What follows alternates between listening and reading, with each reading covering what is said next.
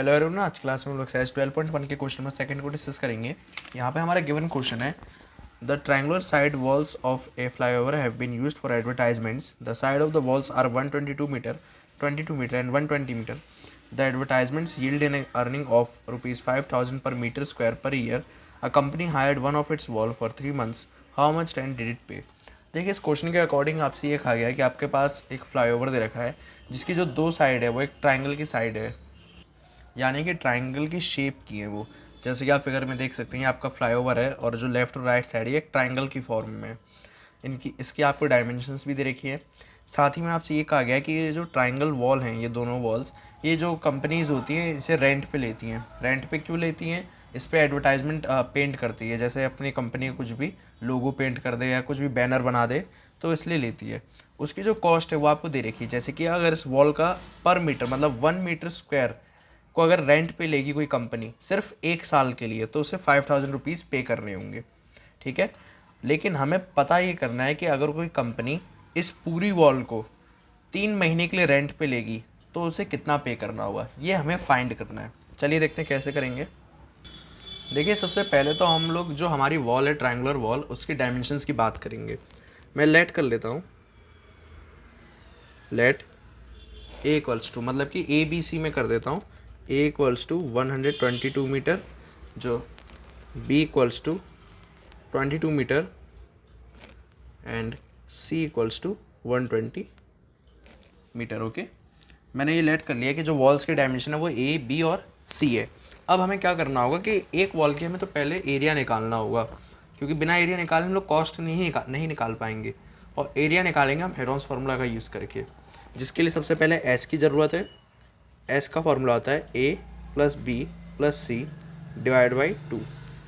देखिए, ए की value 120, B की वैल्यू 22 और सी की value 120 divide by 2, which is equal to, ये आपका सम करके 264 आ जाएगा, डिवाइड बाई 2 तो ये आ जाएगा 132। ये आ गई एस की वैल्यू। अब हम लोग अपने फॉर्मूले पे आएंगे जो है हमारा हेरोन्स फार्मूला, और इसमें आपको हेरोन्स फार्मूला का ही यूज़ करना होगा क्योंकि इसमें सारे साइड्स डिफरेंट है। ओके, देखिए, एरिया ऑफ द वॉल, देखिए फॉर्मूला क्या था, Heron's formula under root S minus A, S minus B and S minus C, ये आपका फॉर्मूला था। हम लोग सारी वैल्यूज़ लगाने जा रहे हैं। अब देखिए, एस 132 और फिर दोबारा एस 132 माइनस ए मतलब 122, दोबारा से एस मतलब 132 माइनस बी की वैल्यू 22। ऊपर मैंने सारी वैल्यूज़ लिख रखी हैं। फिर उसके बाद एस माइनस सी मतलब कि 132 माइनस 120। सिंपली मैंने वैल्यूज़ पुट कर दी हैं सारी। ये पूरा अंदर मल्टीप्लाई में और ऊपर अंडर रूट का साइन लगा हुआ है। ओके, चलिए अब तो ये सिंपल मैथ से आप आसानी से सॉल्व कर सकते हैं इसे। यहाँ 10, 132 माइनस 22 110 और इसको माइनस करने पे 12। अब देखिए, या तो हम लोग इसको मल्टीप्लाई करके बाद में इसका स्क्वायर रूट फाइंड करें, हम इसे अभी इसको ब्रेक करके चलते हैं। कैसे ब्रेक करेंगे? जैसे कि इनके फैक्टर्स कर लेते हैं हम लोग सिंपली। जैसे अगर मैं 132 की बात करूँ तो इसके फैक्टर्स आप लोग कर लीजिएगा रफली में। मैं इसको लिख दे रहा हूँ डायरेक्टली, 2 × 3 × 11। देखिए, इसको आप मल्टीप्लाई करेंगे तो आपका 132 ही आएगा। अब वैसे ही हम लोग और आगे बढ़ेंगे तो 10 को और ब्रेक करते हैं, 2 × 5 हम लोग लिख सकते हैं। फैक्टर्स करें मैंने सिंपली और कुछ भी नहीं करा है।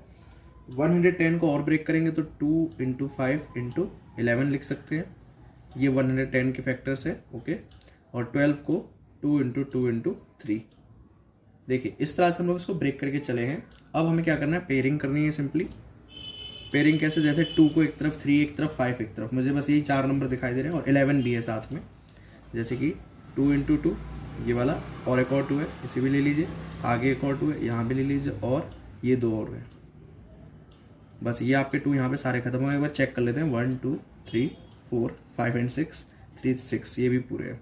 अब हम लोग 3 पे आते हैं, 3 और देखते हैं लास्ट में एक 3 है। ओके, और आगे बढ़ते हैं, 5 पे आते हैं। देखिए 5 5 ये 2 टाइम्स है और 11 भी 2 टाइम्स है। इस तरह से ब्रेक करने में क्या आपको मल्टीप्लाई नहीं करना पड़ेगा यहाँ पे, वरना कैलकुलेशन आप जानती हैं काफ़ी लेंदी जा सकती है। चलिए पेयरिंग करना स्टार्ट करते हैं। देखिए ये एक पेयर आपके पास, एक पेयर ये, एक पेयर ये और ये, दो दो के पेयर बनाने होते हैं, सबके पेयर बन ही चुके हैं।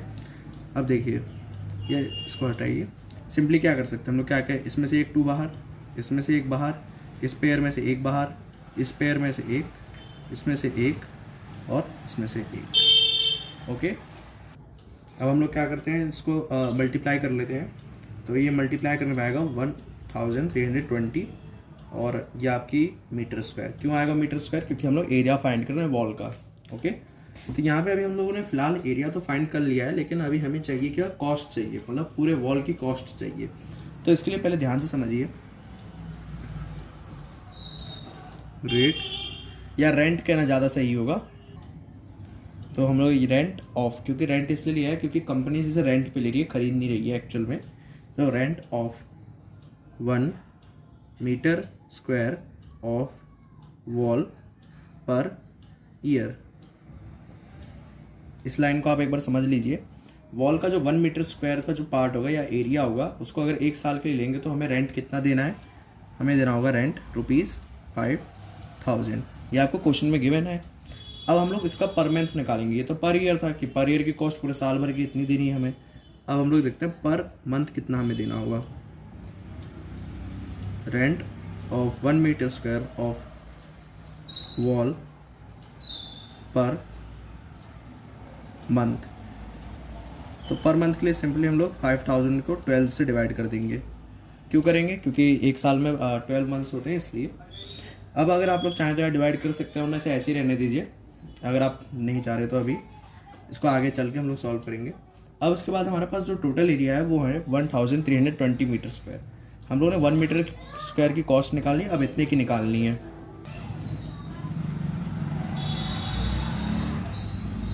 Rent of,